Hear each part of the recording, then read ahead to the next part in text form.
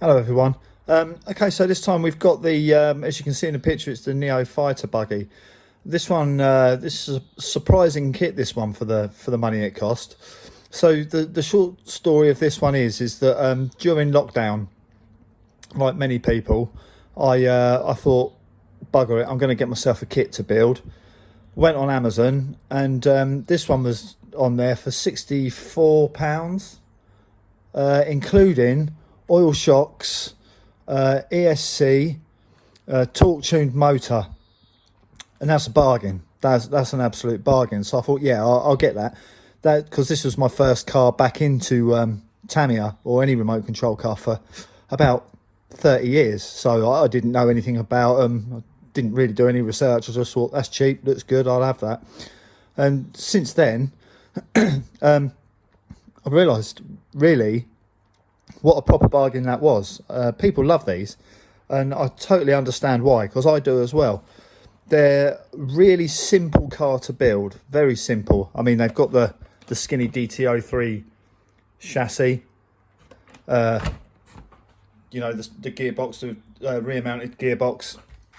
There's nothing too complicated about these, but they perform brilliantly. So if you do look into getting a Neo Fighter buggy, and they're on Amazon for, I don't know what they are at the moment, 85, 90, 100, whatever.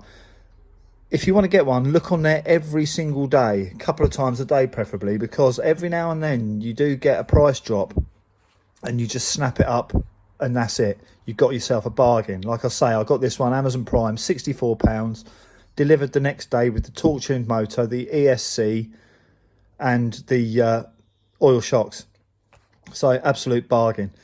So this is obviously not box art. This isn't even the first colour this car's been, because this is a runner. This is a proper runner. I knocked this about all over the place. They've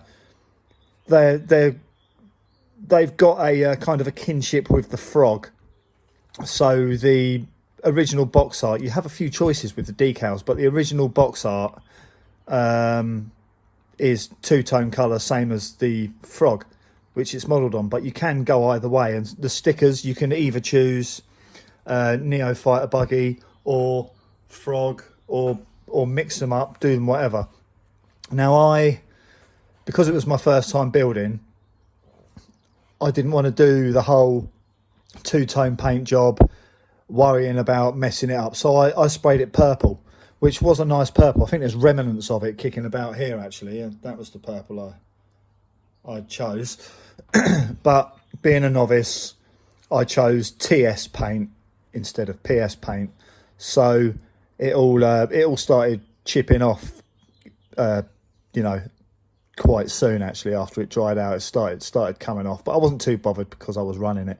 So the other week I just got some Carson paint killer or whatever it's called and tried to strip it down as much as I could, not very successfully, and I had some silver kicking about, so I just lumped some of that on it. Probably looks better in the video than it does in real life. It's a very, very iffy job, but I only laid the colour on there just, you know, just so it wasn't looking quite so skanky.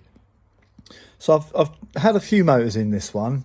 I originally used the torque tuned motor, which is a good motor, but then I started learning a little bit more about the brushed motors, and I thought I'm going to go a little bit higher in this. So I got a core 15 turn motor, which was really good for the price as well. They're brilliant. They still sell them brand new.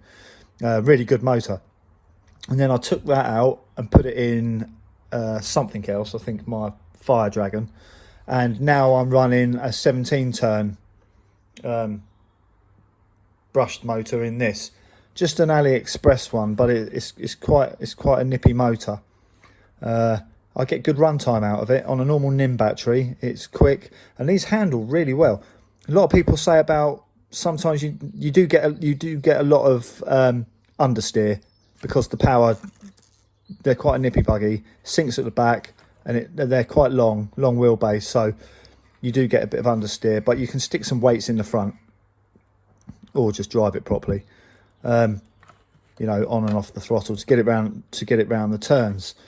But these are really, really good value. I mean, I know someone was saying a little while ago they've actually got somewhere, I think it's Iconic RC, they've got a class that people just stick a normal brushed motor in these, very limited modifications, and they race them and they have a whale of a time because they are good fun. Yeah, so the chassis comes into two halves. You can see the join down the middle there, and everything is just so easy to build on it. This one's also got full bearing kit. I did that while I built it. That was something I did pick up from the forums, is that, you know, always build with the bearing kit, because it does save you time in the long run as well.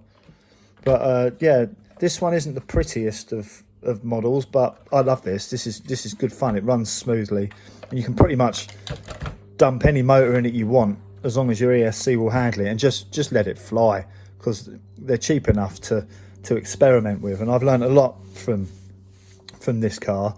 So yeah, definitely I would say it's something like the modern day version of what I would say a Hornet or a Grasshopper 2 would be, really. You know, it's got the more modern look, it's got slightly more modern technology, but the way in which the chassis is put together still keeps it simple for the beginners.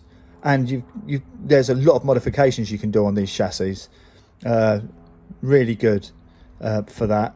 So if you see one come up for under £100, under 90, under 80, definitely pick it up if you fancy one. What I would say is read the adverts properly, because some of them don't come with the torque tuned motor or the oil shocks. It would still be a bargain at the right price, but if you get them, that's a proper bargain. That's, you know, it's ready to go, decent car already. I will do a running video of this one, and this one tends to be a bit of a test mule for me. So when I start getting some more motors and reviewing those, I shall be using this car to do them in. Yeah, so that's just my very quick review of the DT-03 chassis Neo Fighter buggy. Any questions or comments, please stick them in the comments section. Don't forget to like the video if it's been helpful at all, and subscribe if you want to see more of them. I can go more in depth with this one if you need me to, or if you like me to, but I think it's pretty self-explanatory car. It's very simple.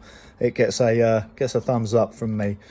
Okay, so well, thanks for watching, and enjoy the rest of your day, and you take care. Goodbye.